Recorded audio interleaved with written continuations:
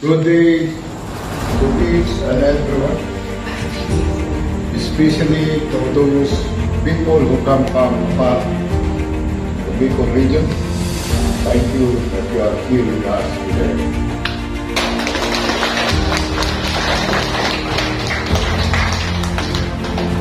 We are observing today the year of existence, our new kingdom of Maharlika.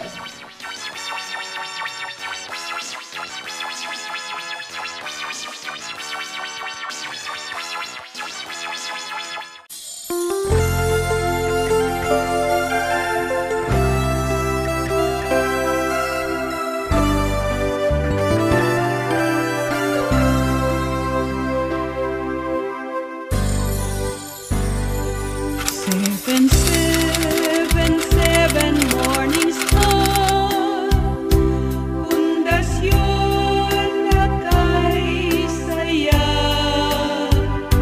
Seven morning star, pundasyon ng biyaya.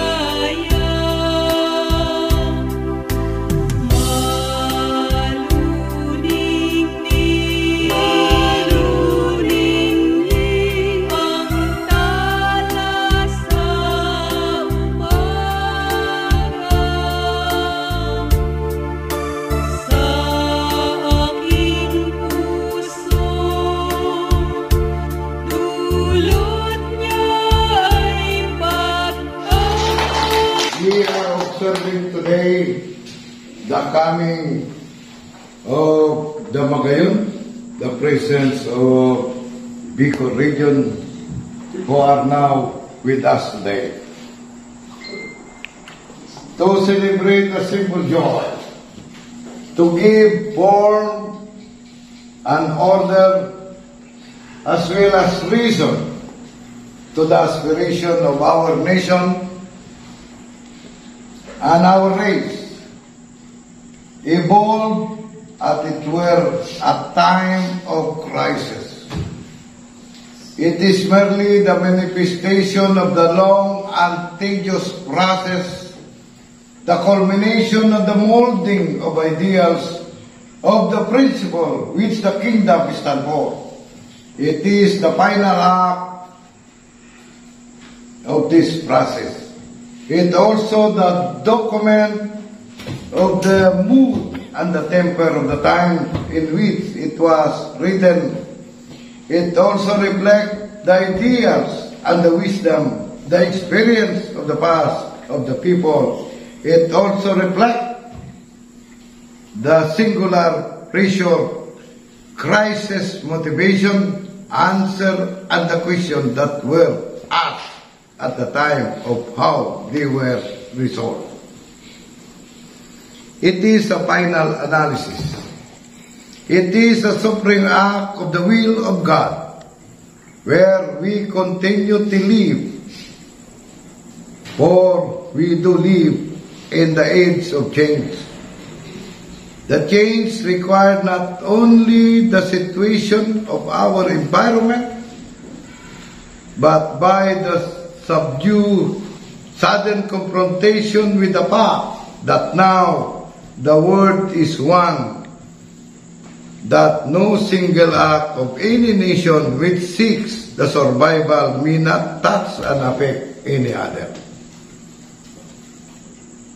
Ancient true its roots may be, it is still in the experimental stage, and if it to survive in more revolutionary type, we must be prepared to adapt to ever-changing condition of modern society whereas may appear, and whenever it secures social peace and progress, it safeguards individual rights and promote well-being. We may forget all other purposes, but we cannot forget the fact for the purpose of the kingdom.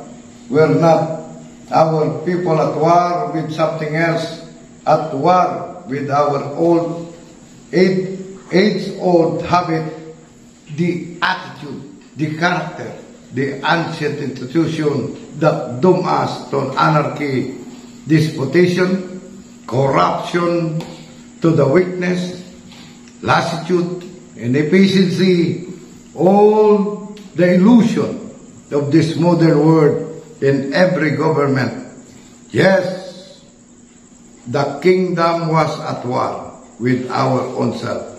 For the old was dying, and the new was struggling to be born. We were to make of the seemingly inexorable course of history the instrument by which to save our nation and the command of our destiny. They are of public knowledge that the immediate transformation of the lives of the citizenry, the heightening of morale, it is worth to dramatize the achievements attendant to the exercise of power which is necessary to bring about such transformation. It is true that certain restraint attended the restoration of the laws and the order. The restraint were dictated by tyranny of circumstances, by the superfluous law of survival, and by undeniable clamor for change.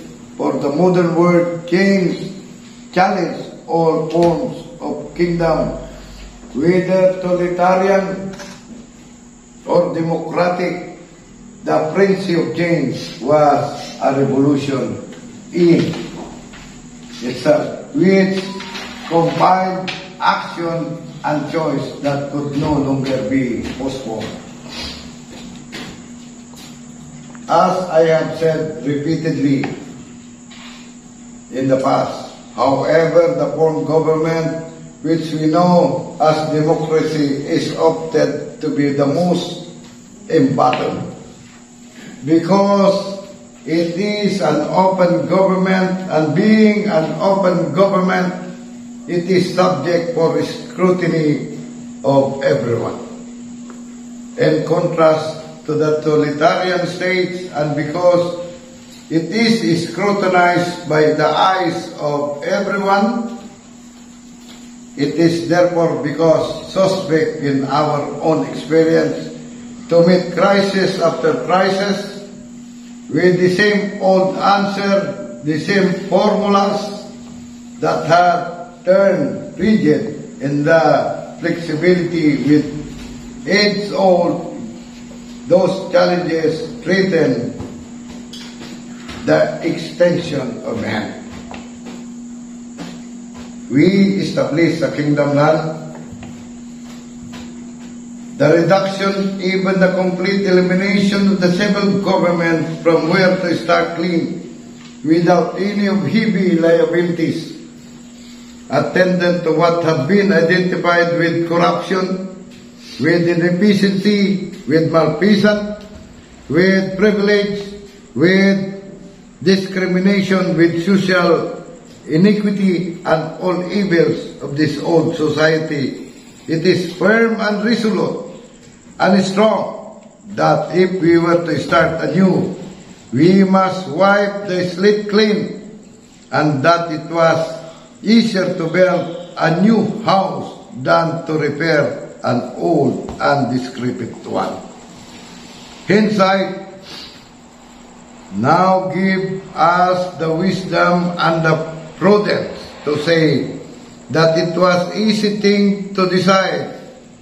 Hindsight that now look back and laugh at all those worries and burden, but perhaps to start of such care and condition with which we handle the problem can be shown and demonstrated by the past. I have stated in the past and do state now that the decision of this nature of such overwhelming importance sometimes cannot be said to be the decision of single man alone, nor can be said that to be the decision of men. Rather, they are dictated by the circumstances and seems to arise out of the circumstances, naturally and logically. This was one of such decisions. I need not to explain to our people and to those who are listening today in the Juris TV, listening to me directly now, that is exactly the opposite, but I have become necessary as to prove the validity for the authenticity and the sincerity of what we were doing here in the royal house of Maharlika.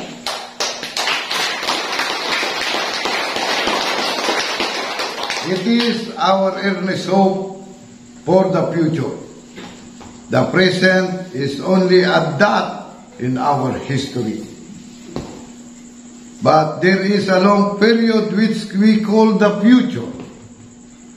And to that future, and to all the people of that future, we owe a deep and abiding obligation in our monument to the revolution. It is the monument which we remind that our purpose is not to exalt a man, but to exalt, rather to exalt our nation, our kingdom, our race,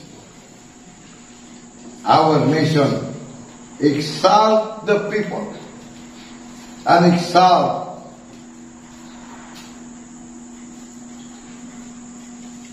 our kingdom of Maharlika.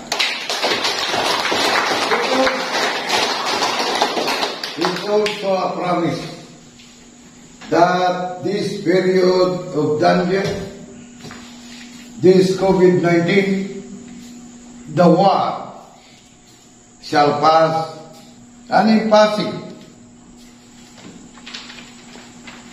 we move on into a better world, the world of greater freedom, in that we will be qualified for ultimate freedom.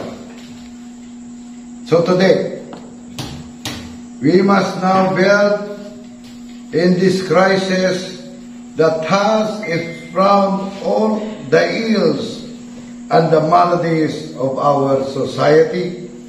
And on that crisis, we have to build anew.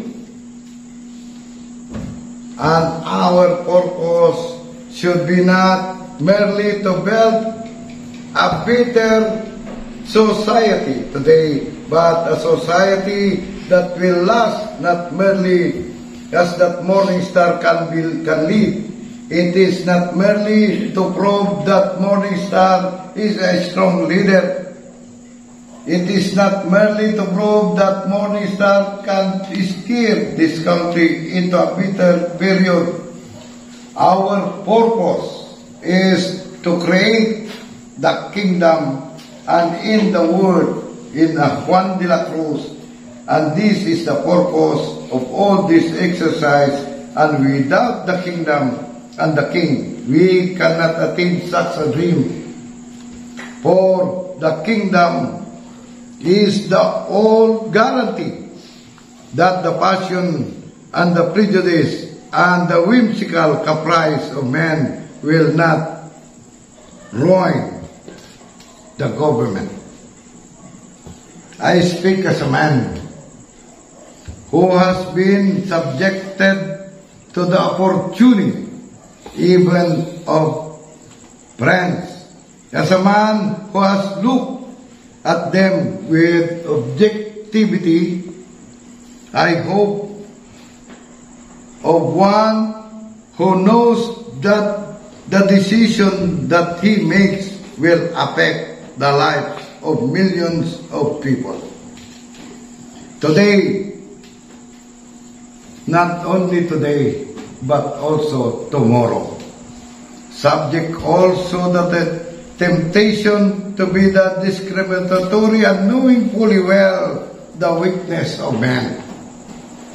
I speak also as a man who knows and realizes that our race has many hidden, unknown reserve of strength. As a man who knows the cast and go, so that we can make our nation the Maharlika, the greatest nation in this planet Earth.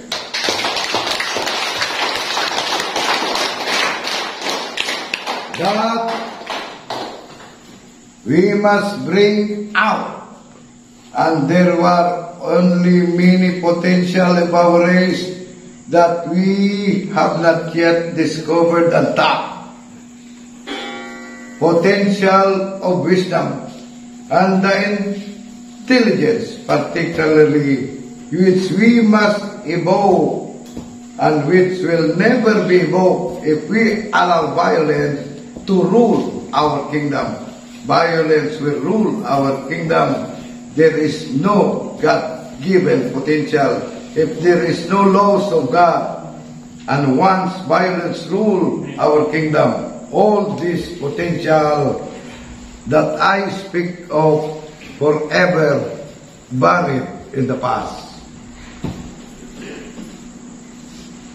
And so today, we come to celebrate this day, this thought that I have unburdened myself of, are the thought of a man who may be participated in the decision in order that we must ultimately arrive at the attainment of our dreams. I know that I seem to speak more of the future and to the history than to you who are present here today. Let's give a clap to those Bicol region who are here today with us.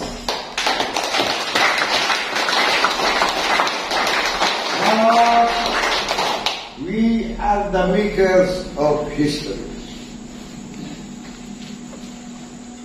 The question often arises, but what happened if President Marcos is gone? The answer is the kingdom. The kingdom provides for all these contingencies. For this alone is deserving of our highest respect. We must now reveal to you also that before Marcos provided a procedure by which a successor would be chosen the moment anything happened to him.